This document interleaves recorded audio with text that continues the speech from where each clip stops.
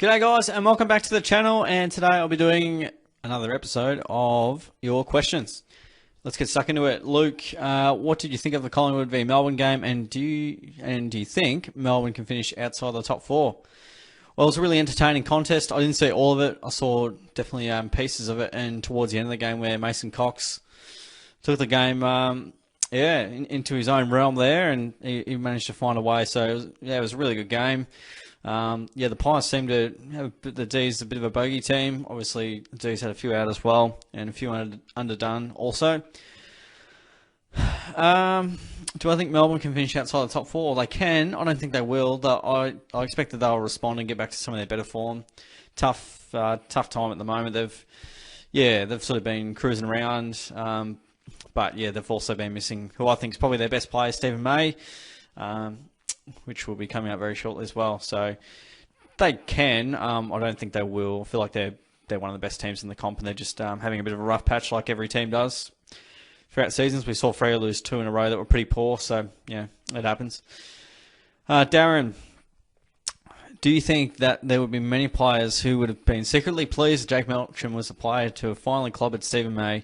Just as many players were secretly pleased when Matty Scarlett was the player who finally clobbered Hayden Ballantyne many years ago after he continually got under the skin of just about everyone. Has Stephen May, in your opinion, caused the wheels to fall off at Melbourne? A few questions there. I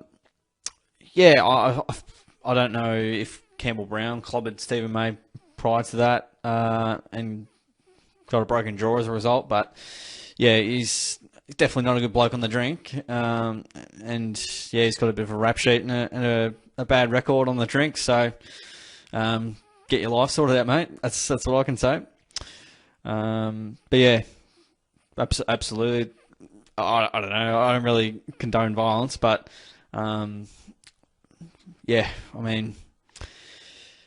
just don't get yourself in that situation in the first place. But I don't think Stephen May will change as a result of getting punched in the face. He's always going to be a bit of a prick on the drink, so that's for him to sort out. Has Stephen May, in your opinion, caused the wheels to fall off at Melbourne?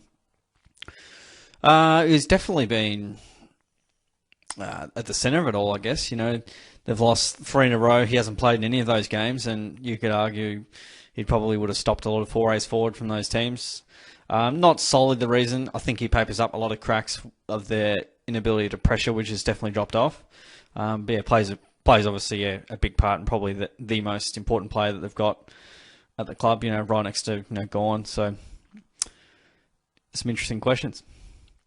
Jared, not sure if this has been asked yet, but who was your favourite Geelong Cats player that went to another club?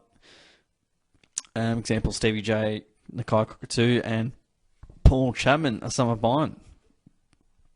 Yeah, Cockatoo was good when he was able to be fit on the park for the Cats, but that wasn't very often.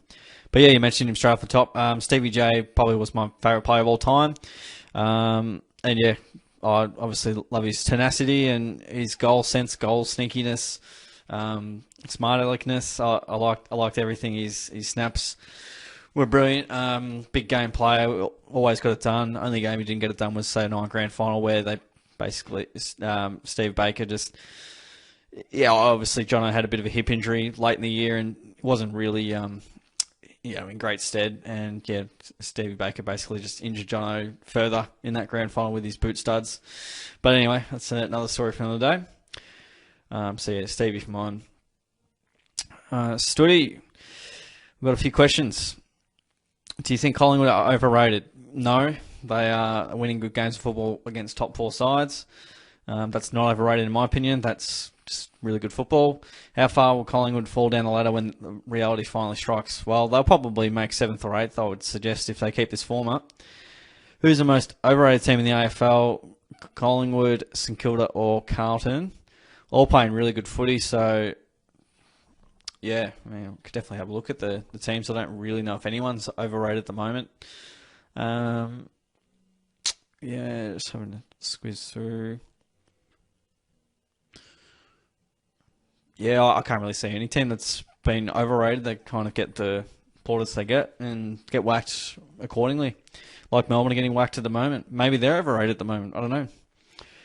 Who out of Collingwood, St Kilda and Carlton will manage to stay in the 8 when Richmond and the Bulldogs make their charge after the bye to replace the two of them? Yeah, I mean, Richmond might make it. I don't know about the Dogs, though. But yeah, I mean, I think out of these three, Collingwood may have a number of losses in the kit bag, but yeah, it's going to be very tight for the 8. Do you think Porter 2 trash to make the 8? I think they've just started off poorly and, definitely not helping their case. They kind of can't really make any wrong steps from here, and it's going to be very tough to make the 8. It already is, and I think they're a game behind, or a couple of games behind already. Yeah. Got to calm down on the negatives there, mate. Just all the questions are around overrating clubs and which teams are going to go down. So yeah, if you keep up the overrated questions and negative questions, I'm gonna have to move on, mate, because that's just it's too many. So too many questions and too much negativity, mate. Just got to settle down on that one. Shannon for the final one: favourite Saints players and Adelaide Crows players. Ooh, good question. Yeah, Steele's obviously pretty good. I think, I like Tim Emery. He's pretty handy up forward.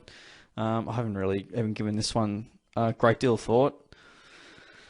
Who else do I like from the Saints? Yeah, Steele's an absolute lock and leader.